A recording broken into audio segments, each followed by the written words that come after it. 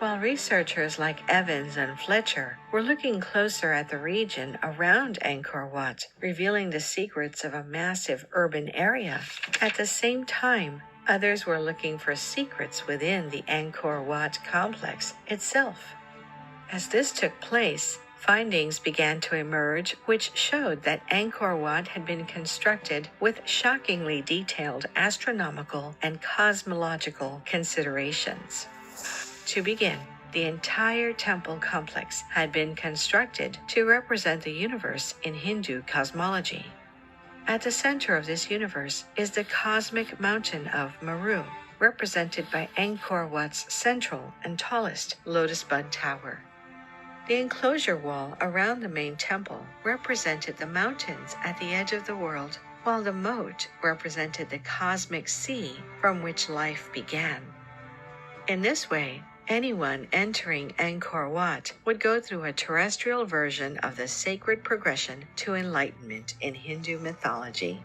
From crossing the cosmic sea, the starting point of one's journey to enlightenment, through obstacles one must overcome in the sacred mountains, finally to Mount Meru and the achievement of enlightenment. It is an amazing thing to create the heavens on earth using millions of tons of stone.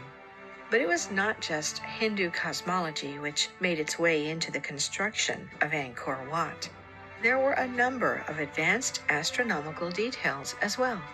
Visitors realized that if they were standing at the entrance to the complex, the sun would rise perfectly over the central lotus bud tower on the equinox. But indeed, it went much further than that. Perhaps the most famous piece of art in the entire Angkor Wat complex is an enormous 160-foot-long carving which depicts the Hindu story of the churning of the ocean of milk from the Mahabharata. In the carving, there are 88 gods and 91 demons, all life-sized, pulling at a rope attached to a central churning pivot, with Vishnu sitting in the center. On its own, it is an amazing piece of art. But archaeologists like Eleanor Monica have pointed out that the carving and its placement within the complex were not an accident. Rather, the carving was situated to act as a sort of giant calendar, counting the days between winter and summer solstices. The churning pivot in the middle of the carving, where Vishnu sits, represents the spring equinox, while 91 demons to one side represent the 91 days from equinox to winter solstice, and the 88 gods on the other represent the 88 days from equinox to summer solstice. As the sun moved across it, the carving would effectively count the days of the year.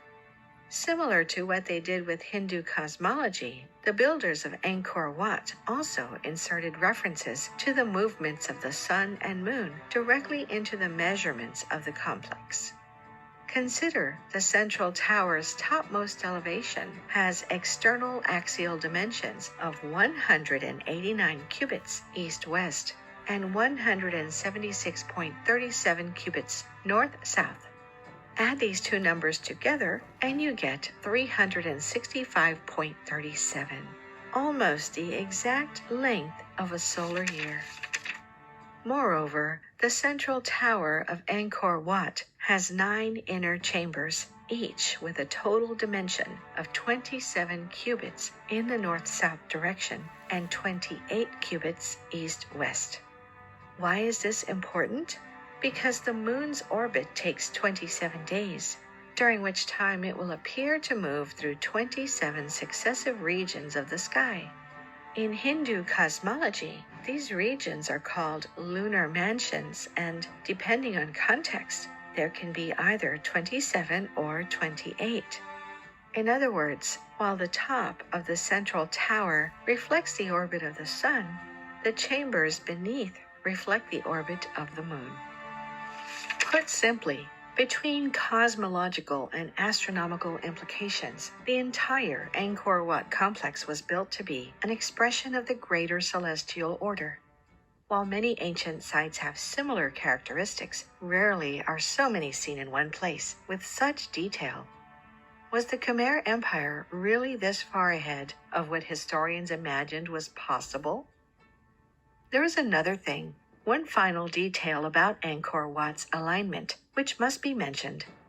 It has been shown that all the buildings in the Angkor Wat complex are perfectly aligned to the 4 cardinal points on the compass with a GPS level of precision.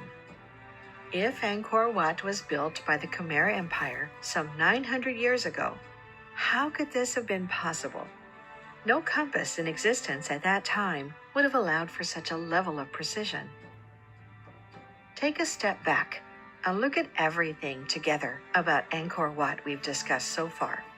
The astonishing level of building using millions of stones. The advanced water system spanning the largest pre-industrial urban area on Earth. The detailed astronomical and cosmological precision in design and layout. It is clear that Angkor Wat is one of the most astonishing sights on Earth.